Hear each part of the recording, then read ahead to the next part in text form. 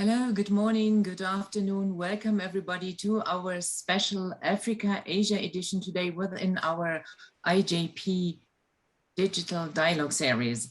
This special format is designed to foster the exchange of journalists from our network and beyond, as well as experts from Germany, Europe, and the respective regions. I'm Martina Johns, member of the Board of International Journalist Programs and responsible for the Asia program. Co-hosting today with me is my colleague, Eka Neumann. Eka, the floor is open to you. Yes, hello and welcome everybody. My name is Eka Neumann and I'm the coordinator of the African program within the International Journalism Program. And I'm super excited that Martina, you came up with this idea for cooperation and that we have a joint talk today. And I'm really looking forward to this. So today's topic, let me just run you through today's topic, just give you an overview what we plan to do today. So today's topic, we named it What China is Up to in Africa and What Do African Countries Expect? So China is Africa's largest economic partner with huge lending of infrastructure development projects around the entire continent. Within a few decades, China, respectively since the 1990s, has emerged as Africa's biggest bilateral trading partner and biggest bilateral lending partner, and one of the biggest foreign investors on the continent. So China's interest seems to be driven by the interest in Africa's natural resources on the continent and also strategic interest in strategic hubs become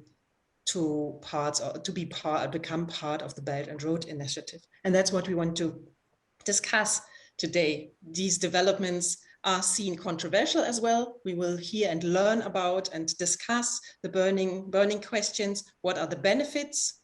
What has worked well? What are the challenges? And what are the opportunities? But also what are the interests from the German side or the European partners' interests? So this meeting will be recorded. It will be streamed. We also welcome participants who are just participating from our alumni network. And please feel free to ask your questions via the chat. Use the chat so that you can post the questions to our panelists. And I would like to introduce Wiebke Koch to you, who is our graphic recorder and takes graphical notes. Hello, Wiebke. Good morning, everyone. My name is Wiebke. I'm based in Berlin, and I look forward to providing a visual summary of today's conversation. Yes, and for all participants from on the Asian continent, it's afternoon already, so it will be good morning and good afternoon. Great to have you here, and we have a look later at the what you grasp from the talk. As well, I would like to introduce now, or start introducing the panelists, and I would start with our panelists from the African continent, with Abdul Ghaffar Tobi Oshodi, who is a lecturer at the Department of Political Science at the Lagos State University. He has several fellowships, for example, at the KU Leuven in 2013 to 2017, at the University of Edinburgh. And he had a fellowship at the American Council of Learned Society African Humanities Program, and he's currently finalizing a monography on imageries of Mao Zedong's China in Ghanaian newspapers from the 1950s to the late 1970s. His research interest is centered around development questions in Africa, with a strong bias of Africa-China relations, youth service, nation building, and ethics and knowledge production or reproduction. So great to have you here. We are really looking forward to the discussion with you. So next round goes up to me. I'd like to introduce Asian journalist based in Manila, Ellen Robles. Unfortunately, due to technical issues, we can only hear Ellen today, but it doesn't matter. His input will be of great significance and interest. He is a full-time journalist for more than 3 decades now. He's based in Manila, Philippine correspondent for the South China Morning Post, as well as for Radio TV Hong Kong, and he writes columns for ABS, CBN News Online, and contributes to various local and international publications. And last but not least, Ellen was a guest lecturer at the International Institute for Journalism in Berlin. Welcome, Ellen. Thanks, and good afternoon to Manila. And then we have Dr. Christian Straube from the Stiftung Asienhaus in Cologne. I have to extend a special thank you to you, Christian, for jumping in last night when our planned speaker, Marina Rudjak, so we had a female speaker on board, had a family emergency. So thank you for tuning in today. You are program manager at the Stiftung Asienhaus in the Asia section. Christian has been working for the foundation since 2019. He has studied modern sinology, economics, and political science of South Asia in Heidelberg and Beijing. And for his thesis, he researched post-colonial and post-industrial decay process in the context of Chinese investment on the copper belt of Zambia for the Max Planck Institute. So he is very much into the issues on the continent. His special focus is on Chinese infrastructure projects and the relations of African states with the People's Republic of China.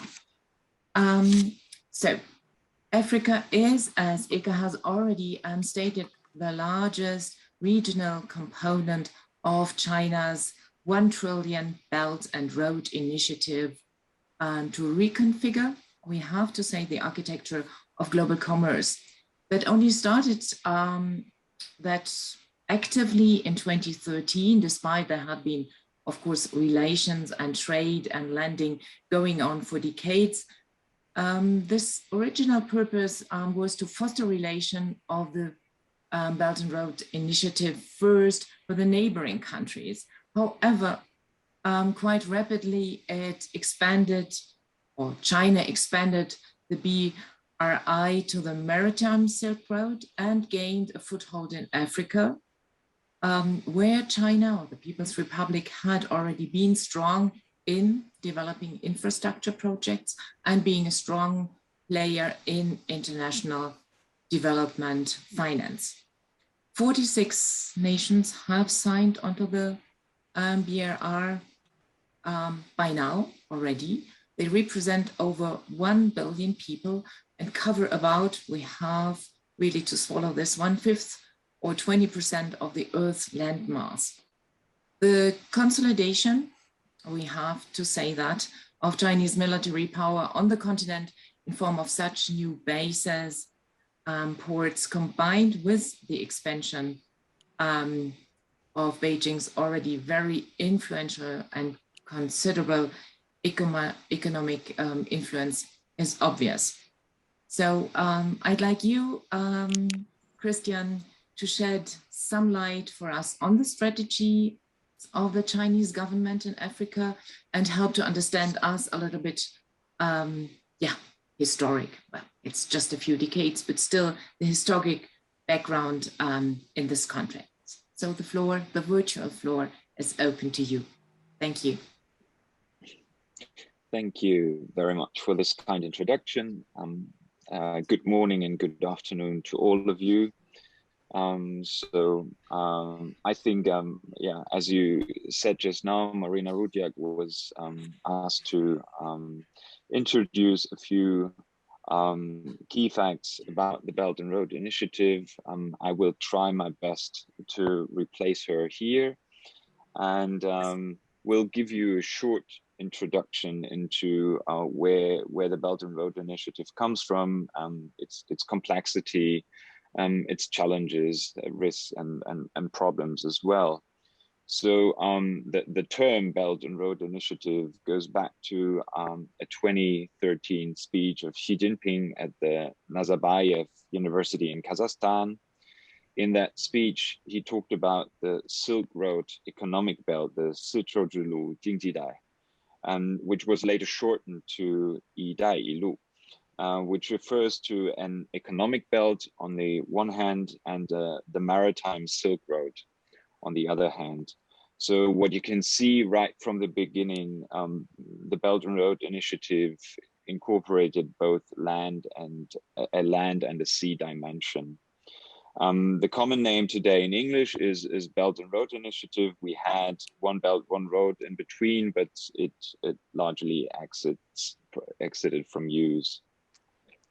What started with a speech in Kazakhstan is part of the party constitution since 2017. So you'll find the term pursuing the Belt and Road Initiative, 推进一带一路建设, as a phrase in the party constitution, and was included during the 90th National Congress of the Chinese Communist Party, together with Xi Jinping thought on socialism with Chinese characteristics for a new era. So what we can see is that the Belt and Road Initiative is really a personal signature project of Xi Jinping, and this has grave implications for how you can, in fact, talk about it and work with it. Currently, we have over 140 signed MOUs in the framework of the Belt and Road Initiative. However, I think it's important to observe whether and what happens under these MOUs, and that Chinese overseas investments have been in what are now called BRI partner countries even before. So Belt and Road Initiative also became a label and a discursive tool. There are several more implications of the BRI when we think about geopolitics, about the discourse, multilateralism, civil society, which is a very dear topic to me as I work for Stiftung Asienhaus, a civil society organization dedicated to civil society dialogue with Asian civil societies, but more so environmental implications. However, its foundation, as I understand it, is of an economic nature. This campaign style initiative by China's government was in order to bring about a spatial fix, to use David Harvey's terms, for China's economy and Chinese economic actors. So the Belt and Road Initiative goes hand in hand with the government's other important initiative for Chinese companies, both state-owned and private, to go out, 走出去, proclaimed by Jiang Zemin. So why the spatial fix? As we've all observed, China experienced unprecedented growth since the reform and opening era. And this growth has caused overcapacities in several industries and sectors in the country, and most prominently in infrastructure construction. These overcapacities are closely related to China's own development trajectory, and also represent a unique Chinese developmental expertise. So Chinese companies do not only build one road or one house, they have the capacity to build cities, road networks, railways, harbors, industrial parks, and airports. So what we see is infrastructure for development, and within it a very technical approach to what development means. So if I might say that the first layer of the BRI is an economic expansion phrased with historic reference, of course. The second layer is an externalization of China's developmental expertise and its trajectory. That is why I argue it is so important to study what happens in Africa, in Southeast Asia, or Latin America, hand in hand with what happened and happens in China. And this is where Africa comes in, to my mind, because this unique Chinese development expertise met the demand and development priorities of African governments. So, and the Chinese government fully recognized this fact as Xi Jinping's second stop internationally after becoming the head of state was, after Moscow, was Dar es Salaam, was Tanzania. And in the same way as the economic expansion has been phrased with historic reference, the so-called win-win situation between China and African countries has also been phrased with historic reference. And politicians talk about Zheng He, the famous sailor, but they also talk about the anti-colonial and independent struggles of African nations and the PRC's support for liberation movements. And so Dar es Salaam really is a metaphor for instance, Julius Nyerere's relationship with China, but also the Tazara railway project constructed in the first half of the 1970s. A third layer might be a change in multilateralism or international relations. The product being what some China specialists call multi-bilateralism, based on shared interests, on top of which comes a fourth layer of Chinese discursive power, including the setting of new standards. This discursive layer is very much related to the Chinese government's directive to tell China's story well, which doesn't really widen the discursive space when we talk of the Belt and Road Initiative. Rather, from a civil society perspective, we see huge challenges in how to talk about the Belt and Road Initiative and civil society participation. So just let me briefly summarize these four layers. We have economics right from the start. It has a developmental component. It is about international relations, and it's also about the story that we tell about what we see. So it has a discursive dimension. And these have, all of them have massive implications, from geopolitics to the livelihoods of people in BRI partner countries. And I'm very sure that we'll hear more about that from Helen and Toby. Yeah, thank you very much. And I'm open for questions. Thank you very much. That was a great brief overview. Highly appreciated. Thanks a lot, Christian. It sounds all positive and natural and naturally coming. Great, political strategy, but for sure, this brought lots of criticism, and I think Toby will shed light on that it's not all, having a coffee and cake in Africa. So Toby, the floor is open to you. Thank you. Thank you, Martina. And I think Christian actually simplifies my presentation, because he actually touched on many of the ideas that I was planning to discuss. But before proceeding, I would like to just state 2 points, 2 quick points. One is Africa-China relations, China-Africa relations, should not be oversimplified to mean one Africa. Africa is actually a complex, complicated territory of countries. So China's relationship with a small country like Gambia, for instance, is not necessarily the same thing, with what it is having with Nigeria, for instance. Many of the countries on the continent, they recognize the one China policy. They don't see Taiwan as a country. But countries like South Africa, Nigeria still have Taiwanese trade offices operating in Nigeria. And that is just to tell you how complex and of course complicated that, oversimplified Africa-China, China-Africa relations is. Then the second thing, Christian also talked, located the BRI within the context of the history of Africa-China relations, which is fantastic. Presupposing that the BRI itself cannot be understood outside of the pre-BRI relationship between the two territories, between China, the relationship between China and Africa should not be, understood only through the lens of the BRI that started, like Christian said, 2013.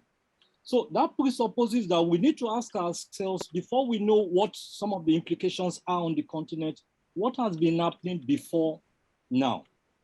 Generally, there are three perspectives as to China's presence in Africa. The first is, what I, earlier called the Sino-optimist.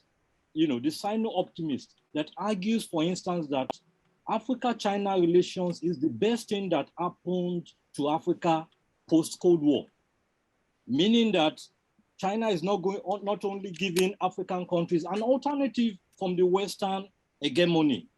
Before it used to be looking up to the US, looking up to Europe, but now China is now coming in.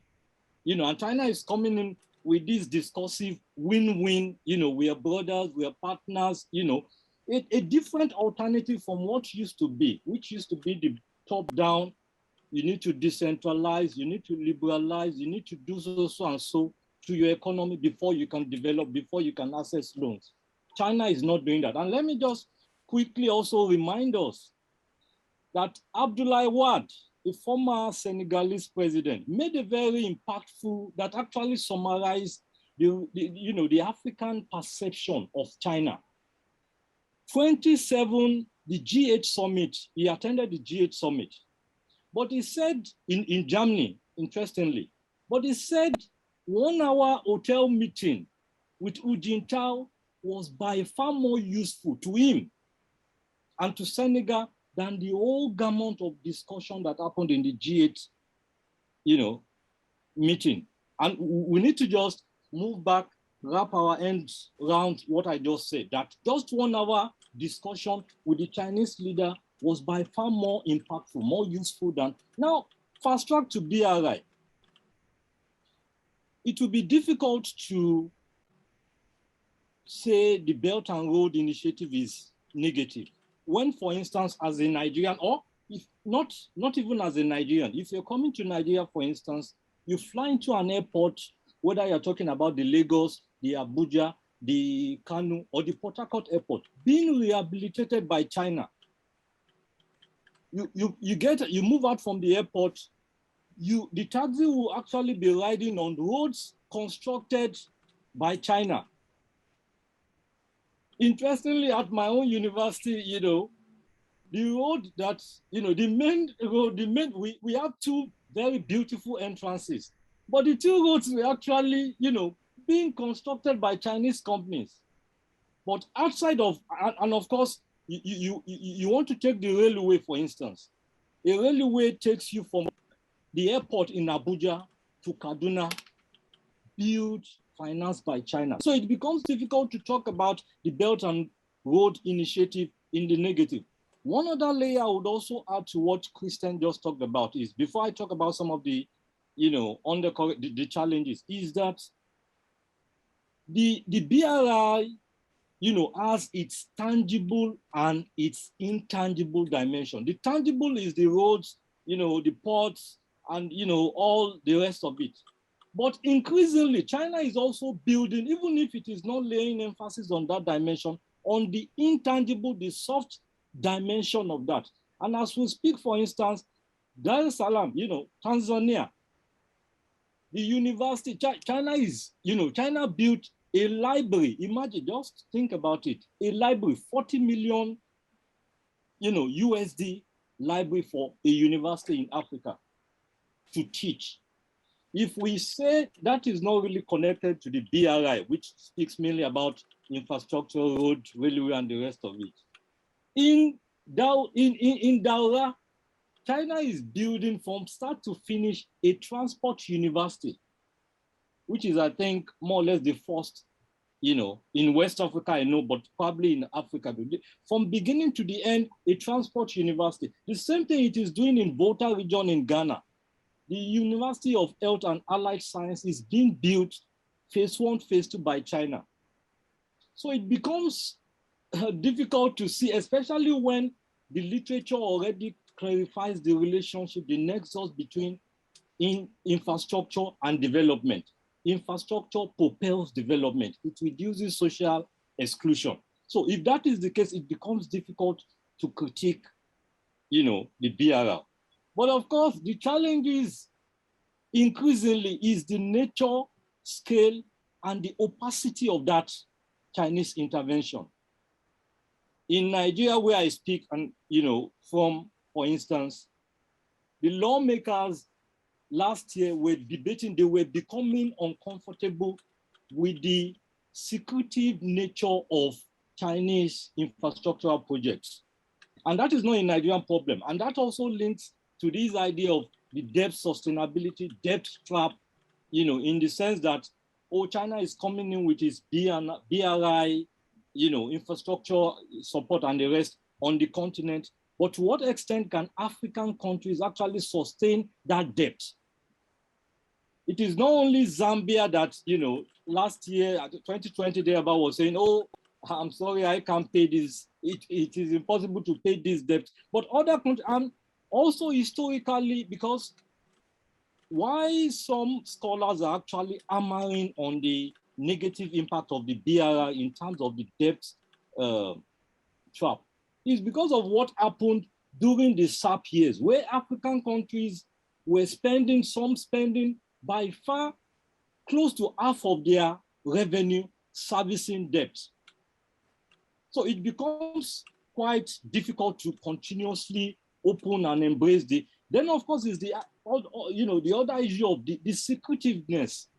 If lawmakers in Nigeria don't know the line, the content of the contract, the infrastructure contract between China and Africa, you can imagine what intellectuals, scholars, what they are going to. If lawmakers, people that actually make laws for African countries, don't understand the nature of this contract, how can they engage or disengage from the contract? Then of course, because when we talk about the bittersweet, the bitter part of it is also being confronted by China itself. And that is, in the Nigerian sense, I talked about once earlier about the oscillation of Nigeria-China relations. Oscillation, meaning the instability. We can't talk about the Belt and Road Initiative as though it is just that easy flowing linear relationship. There are so many bumpers, there are so many landmines. In the case of Nigeria, for instance, we know when there was a particular government that said, we don't need your money, we just need China to give us infrastructure. And we pay you in oil for infrastructure, became from Angola and Nigeria, that was popular. But the next regime actually reversed and said, no, that is not going to work. They had to reverse that to oil for cash. Similarly, a country like Mali, for instance, joined the Belt and Road Initiative 2019, I think March 2019.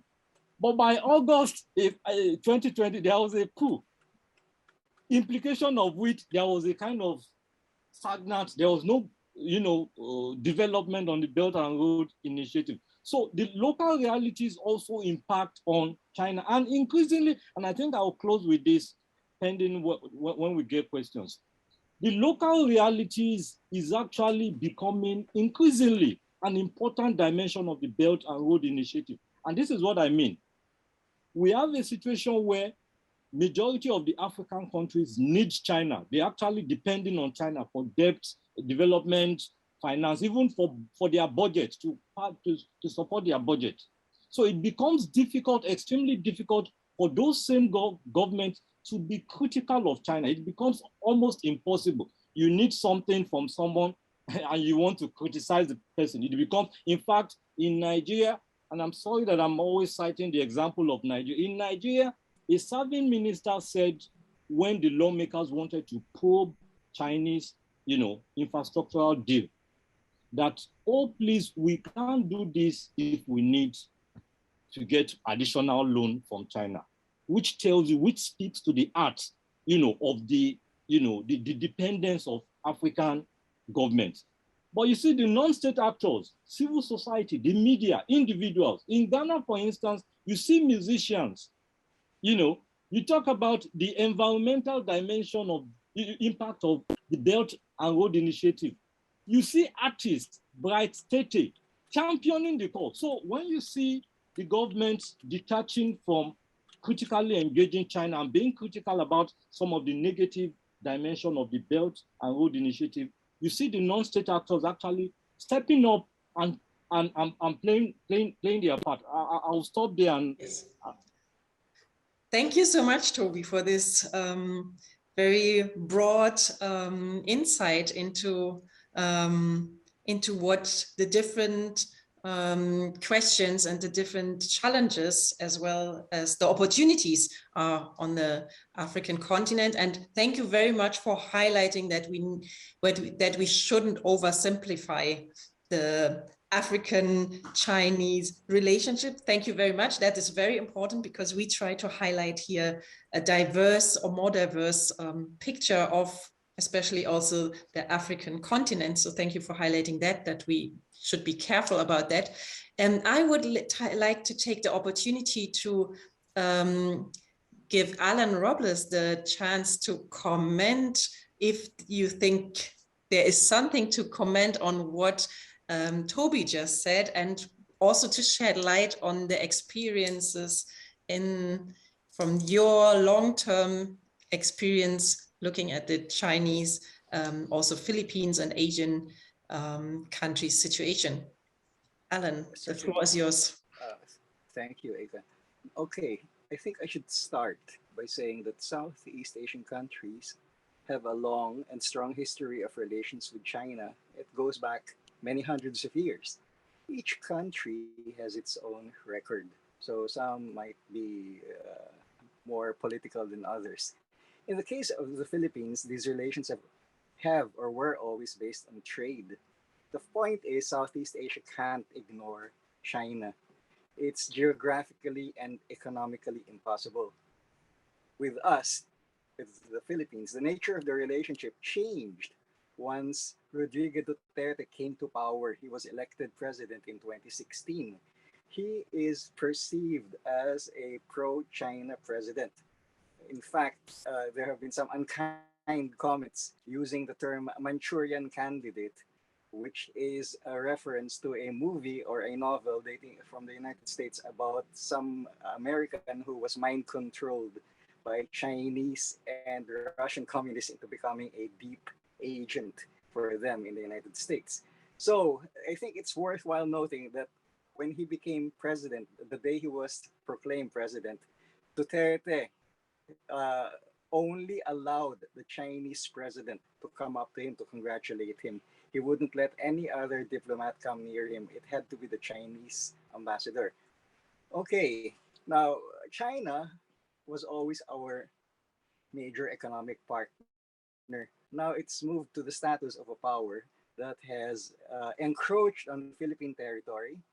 It's probably meddled in our politics, and it's certainly ordering our national leadership around. The element here is our maritime conflict, the dispute over the South China Sea, which China claims practically all of through its 9-dash line. Beijing keeps saying that this conflict is nothing. We should just put it aside and we should concentrate on trade. What the experience of the past 6 years has shown is that we can't do that because China uses its trade as a sort of weapon. For instance, when China was displeased with Manila, the previous administration, because it had filed a case in the arbitral court about the 9-dash line, it abruptly stopped importing Philippine bananas, just like that. So it's an instrument of national policy. When Duterte came to power, the supposed payoff in his close relation to China was that we would get a lot of goodies from China and we would take part in the Belt and Road Initiative. In our case, since we're not geographically located on the mainland, we would be part of the Maritime Silk Road. So, what would that mean? Well, we were promised a lot of things. We were promised billions of dollars, $9 billion in official development aid, and $15 billion in direct foreign investment. And China also promised to build us a railroad in the southern island of Mindanao and various ports so that we could connect to the Maritime Silk Road. And this went into what Duterte has proudly called his program, Build, Build, Build, where he would fill the Philippines with infrastructure, a lot of it funded or directed by China. So it's 6 years down the road. What has happened? Well, the Philippine territory is still being encroached upon by China, and we haven't seen any of these billions of dollars in official development assistance or direct foreign investment. And in terms of projects, the Chinese have built exactly one bridge, or they're about to finish it. One bridge, which they abruptly pulled off on us and said, "Oh, by the way, as part of our good relations with the Philippines, we've decided to build you a bridge in the heart of Manila. We didn't really need that bridge, but China said, no, no, you need that because it's going to connect Chinatown with some part of old Manila." And they insisted on it, and now they're having their way. And that's probably the only project that they've built so far after 6 years. And there's the element of soft power has come into play also, in the sense that China has allowed its gambling syndicates to come into the Philippines and set up their online gambling corporations or their online gambling operations. And they are based in Manila, and they're probably illegally processing billions of dollars by appealing to a market in China but operating from Manila. Theoretically, gambling is forbidden in China, but we suspect that Beijing looks the other way when these gambling syndicates operate in a Southeast Asian country and bring in alleged billions of dollars to that country. By the way, we haven't seen any of those billions of dollars accruing from these gambling companies either. They haven't been paying their taxes. So we suspect that the payoffs are all between these companies and government officials. And another thing is that when China said it would build other projects in the Philippines, they brought in Chinese workers. They didn't employ Filipinos. So people are saying, what's the benefit of these Chinese relations so far? Supporters of China in the Philippines make it appear that China is a top trading partner here. At the best, it's only second after Japan, so it's not true. But we think that what China is trying to do is it's trying to displace the traditional ally of the Philippines, which is the United States. And it's doing so for geopolitical reasons. The Philippines occupies a very strategic position in the South China Sea. It's part of the first line of defense that China wants to build, which is a series of lines projecting into the middle of the Pacific Ocean. So the first line of defense would include islands like, I think, Okinawa and Taiwan and the Philippines and part of Indonesia. So if they control Taiwan and the Philippines, then they can base their rapidly expanding navy in these areas. And that is how these things are turning out to be. And we suspect that China is going to play a big role in the coming elections this May for the next president to succeed Duterte. So, in terms of Belt and Road, or in terms of the Maritime Silk Road, the ports haven't been built at all. Some people say China didn't come through with the money. Chinese officials off the record say it's because of the bureaucracy in the Philippines or probably the corruption of officials.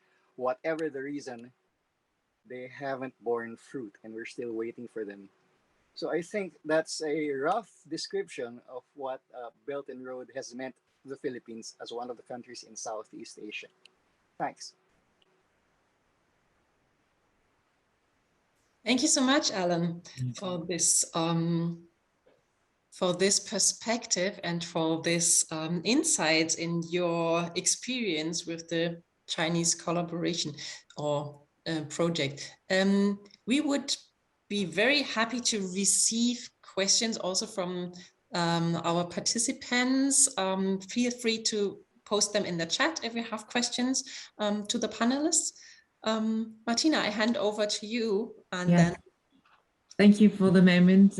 We haven't received any questions in the chat.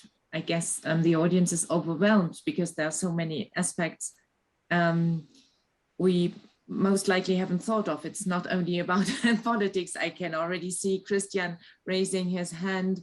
And one thing that is really, I think, is amazing, that in Africa, the money lending and the infrastructure projects seem to be much quicker working than in Asia, those connected to the Belt and Road Initiative. So that's what I read and that's what I heard, that in Africa, it is like, yeah, we are much quicker than the World Bank or world organizations. And here we go, and we set a foothold, not only with people and infrastructure projects, also with vaccination, research and development in Africa. And Philippines, just what Alan had said, proves a different picture. I'd like to come back to the elections, but Christian is so eager to add, and Toby, I could also see. So just jump in with your comments, please.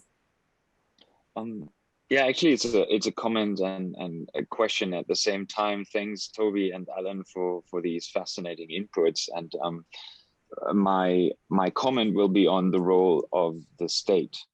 As a civil society organization, we very much look into sustainability issues around the BRI and civil society participation.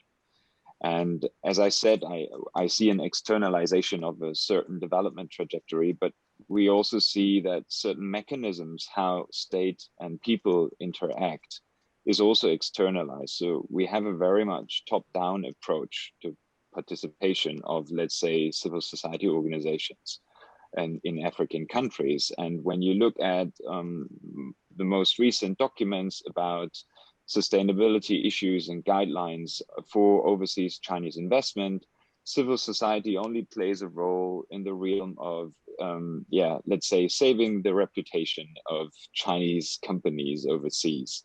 And this has nothing to do with what we think of a bottom-up approach of civil society participation in, let's say, investment projects in countries like Zambia, which I know best. At the same time, I do see the necessity that we need to build back the African state, how Zambian economist Grief Chelva termed it, because the state needs to enforce environmental regulations and all these things and its own constitution and laws. And we see some countries where we do not have the state capacity. So we have a tension here between top-down implementation of rules and regulations and also a representation of the public and public interests to protect public goods. And on the other hand, this development trajectory, which puts power very much in state hand, and I see a lack of power with, let's say, civil society organizations and options for them to participate in this whole process. And would be really fascinating to hear your thoughts on the role of the state. Yeah. I think I should just jump in. I think Alan's case, with Philippines is quite almost like a contrast to what we have in many countries in Africa. And I think Martina talked about even with vaccine, because China has this, this seemingly, it's also strategic. It has this approach of doing symbolic things. For instance, when Europe was talking about vaccine, when vaccine nationalism was the in thing in the US, Europe, China was saying the moment we develop a vaccine, you will get it as soon as our citizens get it. China, as we speak, is saying 1 billion vaccine we are willing to. It's another question entirely whether many African countries or Africans want to use the Chinese vaccine. It's a different ballgame, but China is willing to.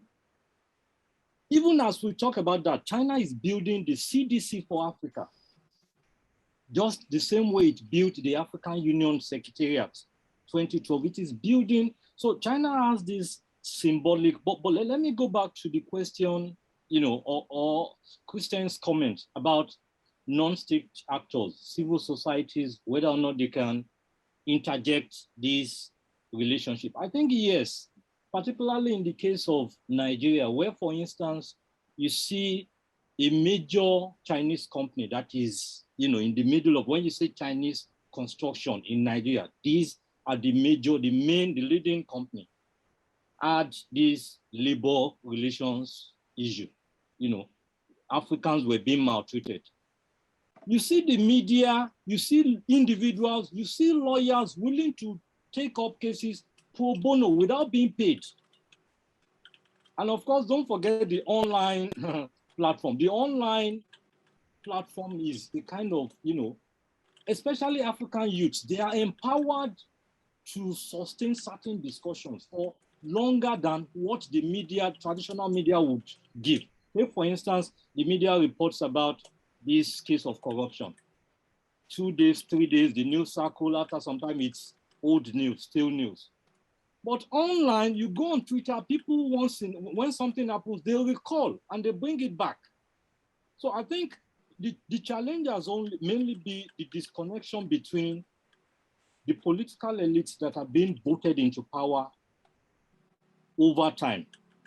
Because it has not, the online criticism, for instance, or the online checks, I won't say criticism, checks, for instance, has not manifested in voting in, having a majority in parliament. For instance, I talked about the Nigerian parliament wanting to investigate Chinese contracts.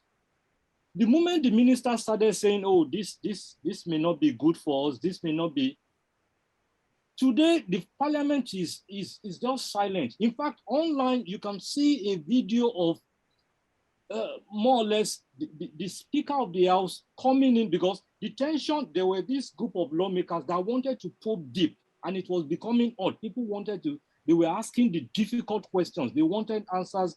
The minister was losing his temper.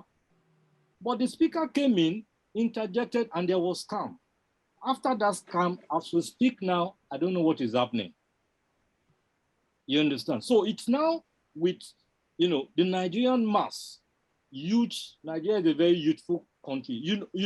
Voting in those people that can actually champion, that can actually check some of these negative dimensions. But as to whether or not non-state actors are actually pulling their weight, yes. In fact, they pull their weight in such a way that the government becomes embarrassed.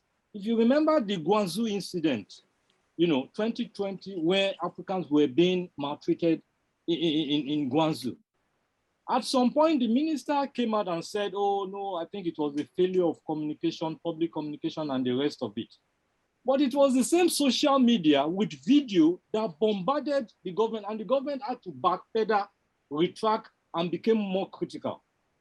So you see the media, you see young Nigerians, you see online. So I think it's, and of course, they actually even, I don't want to mention names, but there are civil society organizations that are, for instance, championing, advocacy, challenging, some of the negative dimensions, not only of China, many of the liberal actors in a country like Nigeria, for instance. And I already talked about Ghana, where you see musicians, popular musicians. You can Google Stonebwoy. I can't remember the name of his music. Wonderful music, calling attention to the environmental, the impact of,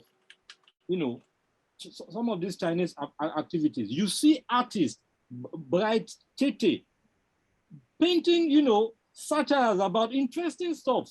So I don't think, yes, there's that disconnection between that criticisms and check and the political elites that are being voted into power. But I think that would also be better. And I think China is also increasingly conscious of that.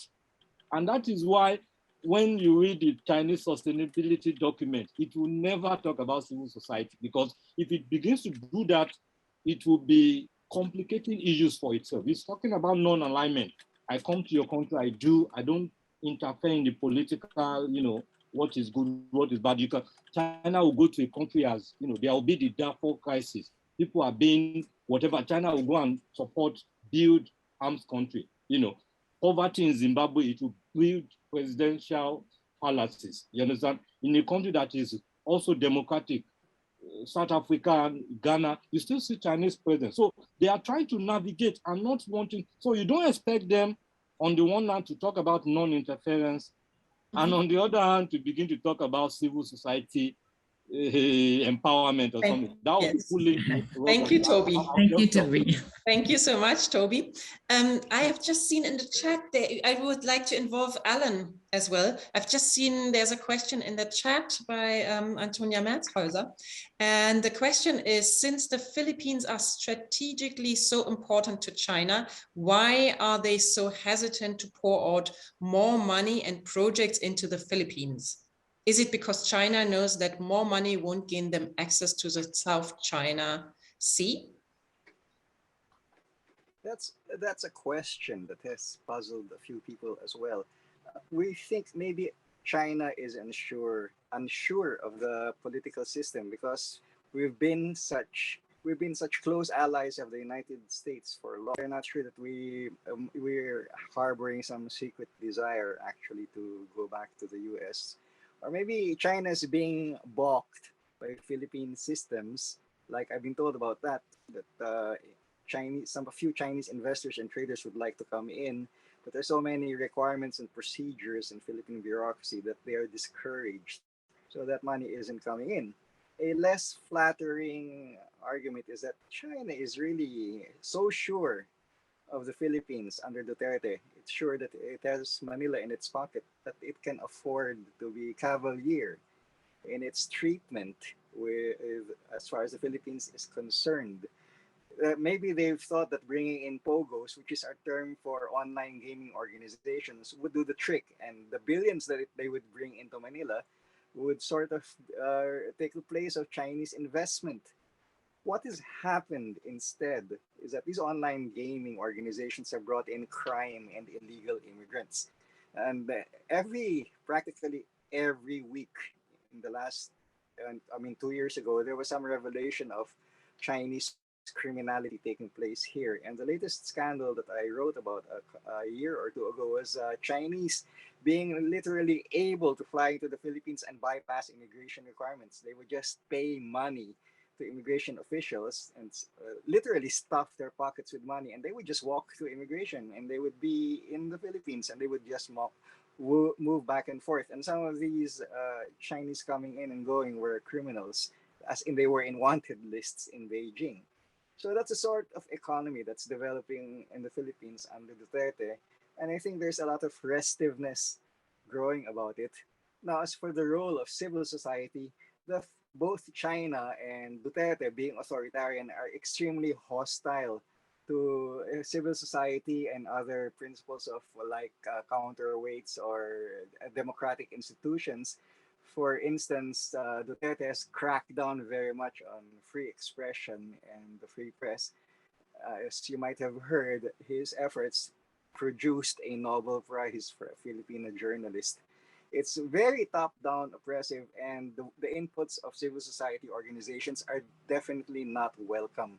They're not consulted at all. As what happened, as you can see, that happened with that bridge that was built. They didn't bother to consult with anybody, with the residents or the people in that area. They just said, we're going to build you a bridge. Be thankful that we're going to do so. And okay, and the government said, yes, we agree to that, without knowing what it was all about or doing any feasibility studies.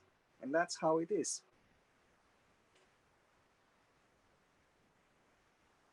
Thank you, Alan.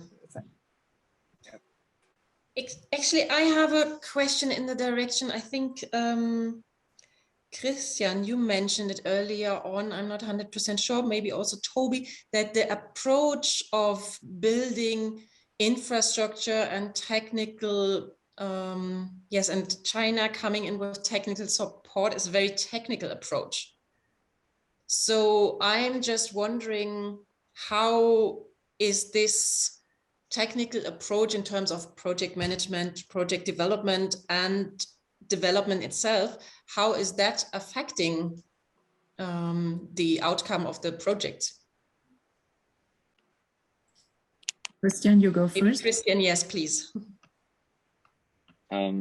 The outcome is that we have huge environmental and social challenges on the ground, and that's what I saw in Zambia. So what I mean by technical is that there's the consideration that you find the technical solution for every problem there is, and that the road immediately solves the problem of people. And while the road connects people to other places, it also eats up land that might have been used differently before. So what I see is that the social component of these investments is not properly reflected upon, and as Ellen just said, you have these assessments. Usually you should have assessments before you realize an investment project, and these assessments are a huge issue between local governments, the Chinese investors, but also civil society groups, and and that's the huge challenge on the ground. Yeah. Toby might add up. Yeah, Toby, could you have a short input on that, please? Okay, I think Christian actually is spot on, but I also think China is also thinking along that line, because if you're setting up a university for transport, it presupposes you want to transfer knowledge, skills to Africans, and in some sort of way. Then again, China is also increasing its scholarship. I think China, maybe 2 years ago or thereabout, surpassed many of the traditional host countries for African students. So that also says something about, but again, because the skills may not be here, the same thing that happened with Tazara. Years after Tazara was constructed, the technical, skills, to repair many of the things, still had to go to China, but I'll stop there. Thank you. Ellen? Well, what can I say about Chinese investment and involvement in our development? One thing it has brought into the country is hundreds of thousands of Chinese nationals. Some people say, some sources of mine have said that there are probably 350,000 Chinese here who weren't here 6 years ago, and many of them are illegals. So that raises the question of who is the economic growth, or who are the beneficiaries of these alleged close ties between Manila and the Philippines. What people are worried about, it's very political, the question of our relationship with China, especially as alleged part of this maritime Silk Road. Question is China going to be involving itself again in the coming elections? And people are saying that China, this is just a rumor, of course, China deployed troll networks in support of the Duterte then, and they're probably going to do that again. So China, in that sense, is displacing, or partly displacing, one of the traditional superpower ally of the Philippines, the United States, which was known in the past to meddle in Philippine politics. Now we have China doing it as well, which is probably a record of sorts. We have two superpowers here now. Thank you. Thank you. Unfortunately, I can see it's time to wrap up. Ika, would you connect to Wiebke? Because today it seems to be all about connecting. So that's the proper word. Thank you. So Wiebke, maybe we can have just a short look at your picture and what you grasped from it. Maybe just 2 highlights. We know it's complex and there's a lot, but looking at the time? Yes, it actually still looks quite overwhelming and messy. And I think my 2 points would be that this is not an easy discussion. There are surely synergies and benefits to this new development and these relationships between China and all the African countries, but we can't oversimplify. It really looks very different from one African country to another. And the other thing, obviously, that's become obvious to me is the involvement of China in the Philippines has already shown, you know, what is real and what is not real. And maybe that can be used to also further assess the difference between the promises and the possibilities and reality. Thank you very much, Wiebke. You're welcome. Unfortunately, it's already time to wrap up. I would have loved to talk another 3 hours. I have to say, it was all about connecting secret soft power, obvious soft power, money, dollars around the world. We haven't talked about sustainable issues involved in those initiatives, which I think would be a great a follow-up as well. And I'd like to shed more light on, as you had said, Toby and Ellen as well, local realities. Will they be strong enough in the future to be a real counterpart to the Chinese power, be it in Asia, be it all over Europe and in Africa, and as they extended to Latin America as well. Thank you, everybody, for taking your time, tuning in today. It was our first experiment of having joint digital talks, and I think it was extremely inspiring. I hoping inspiring for the audience as well. Thank you to our experts for their great input, food for thought, being very respectful, nice to each other, giving everyone the floor to let us know what is important in your respective fields. And I think it's, from my side, appropriate at the moment to say, for those who joined us from Asia, happy Lunar Festival to come. And as the pandemic is still, having its hands on us, please, everybody, stay healthy. Eka, and again, thank you to our speakers. Yes, thank you. Thank you very much, Martina, for this brilliant idea to have this joint talk. I think it was very, very interesting.